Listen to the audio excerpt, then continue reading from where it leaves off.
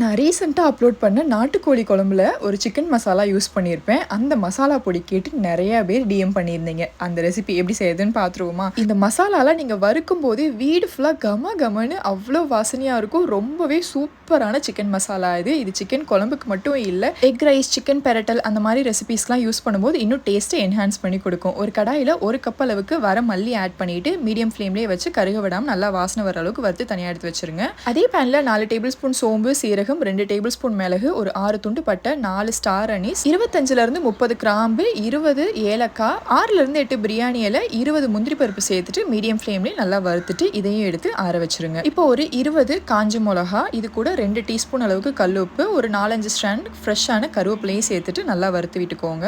கல்லுப்பு தான் சேர்க்கணும், தூளுப்பு சேர்க்காதீங்க. இது எல்லாத்தையும் சேர்த்துட்டு நல்லா ஆறுனதுக்கு அப்புறமா கொஞ்சம் கூட ஈரம் இல்லாத மிக்ஸி ஜாரில் போட்டு நல்லா ஃபைன் பவுடராக அரைச்சிட்டிங்கன்னா போதும். கம கமன்னு சூப்பரான சிக்கன் மசாலா வீட்டில் ரெடி பண்ணியாச்சு.